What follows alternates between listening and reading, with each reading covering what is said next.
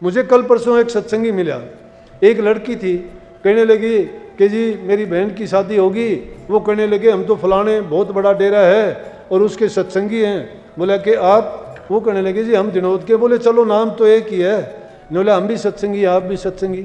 लड़की घर में गई है तो कहने लगी यहाँ तो नॉन वेज बनाना पड़ेगा। दादा स्वामी जी, हर धर्म हर सत्संग में यही सिखाता है कि हमें शुद्ध शाकाहारी बनना चाहिए, हमें मांस मछली मदिरा दारू इत्यादि त्याग देनी चाहिए।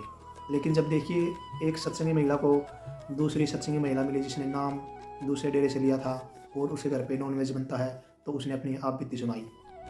और साथ ही सतगुरु महाराज ने भी बताया कि अगर हम माता पिता से सेवा करते हैं तो हमें भगवान मिल जाते हैं।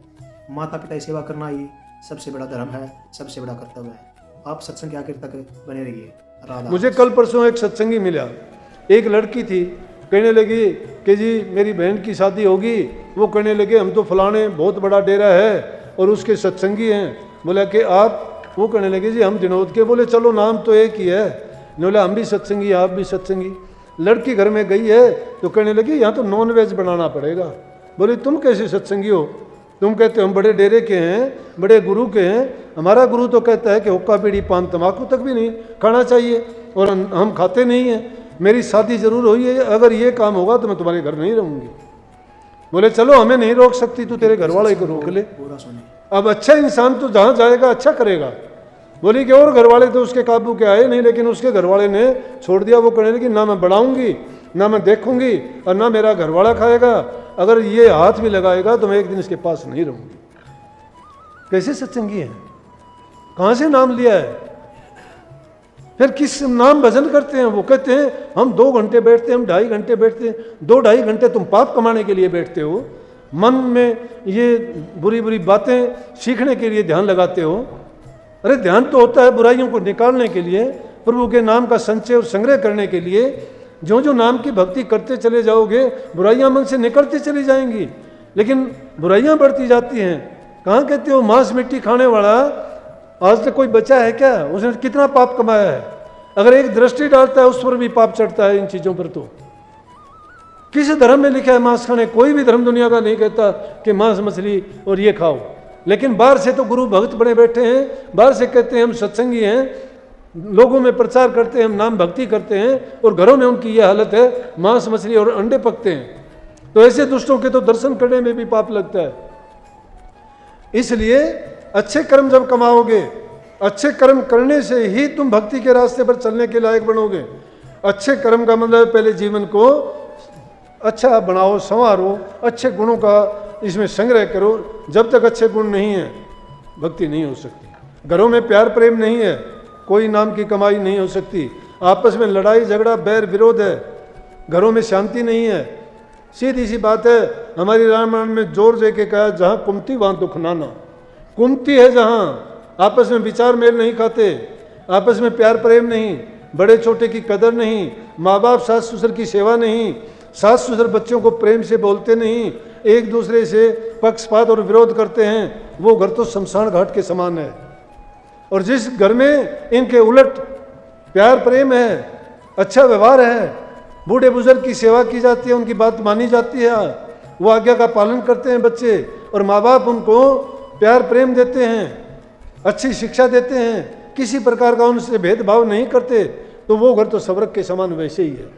ऐसे घर में भक्ति करने की भी जरूरत नहीं है। जी महाराज जी। कहते हैं कि एक बार एक अपनी माँ की सेवा कर रहा था, और सेवा करते करते कहते हैं कि विष्णु भगवान आके कहने लगे कि ले भाई भगत आजा, मैं तेरे से खुश हुआ हूँ, तू तेरी माँ की बहुत सेवा करता है, दर्शन कर ले।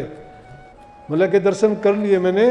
बोला कि आ तो तू मेरे पास आजा, तुझे आशीर्वाद दूँ। बोला कि मैं देख नहीं रहा मेरी माँ की सेवा कर रहा हूँ। बोला माँ की सेवा कर यार, मैं भगवान हूँ। बोला कि तू कैसे आया? बोला कि तेरी सेवा से खुश होके आया।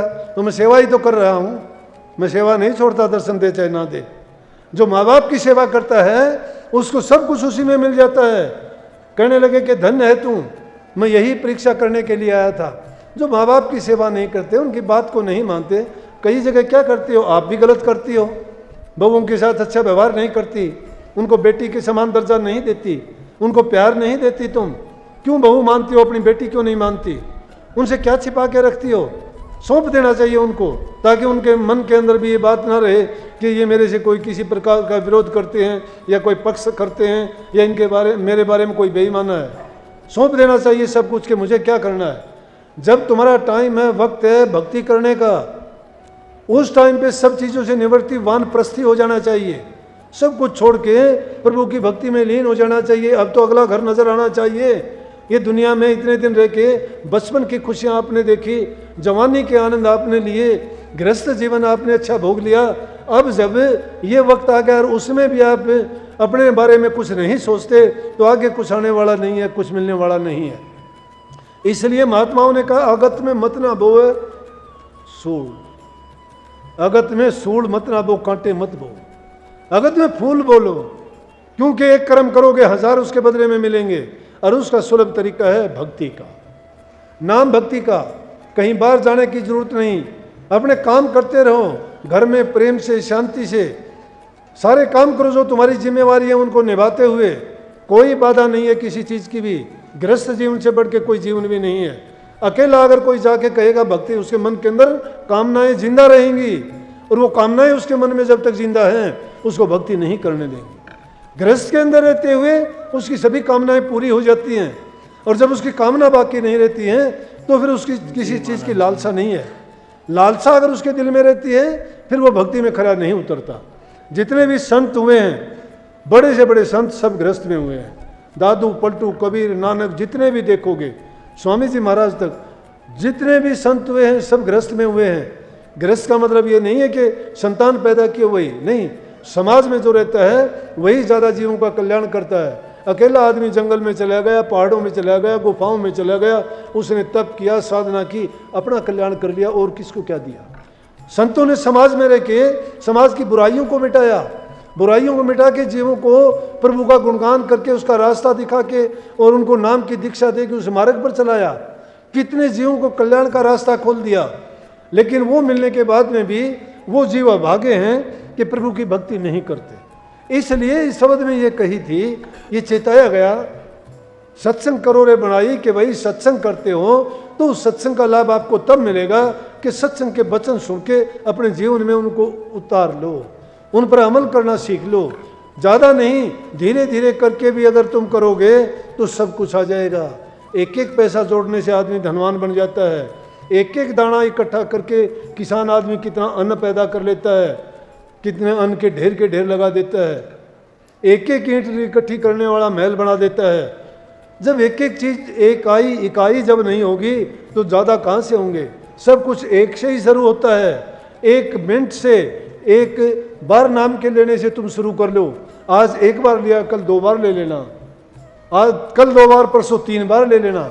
शुरू एक से करोगे, अंत होने का तो कोई टाइम ही नहीं है। बढ़ता ही बढ़ता चला जाएगा, लेकिन वो ख़त्म हो भी जाता है। एक बार कोई जिक्र था तो कहने लगा, दादरी सत्संग में मास्टर था, उसने सेवा दी। मैं बोला भाई तूने ये क्या सेवा दी? बोला जी मैंने 13 दिए हैं। 13 दिए तो कोई नानक साहब की बात बताई उन्होंने। मैं बोला भाई अधूरी बात ना बता। नानक साहब की तो बात ये थी कि नानक साहब के पिताजी थे कालूराम मेहता।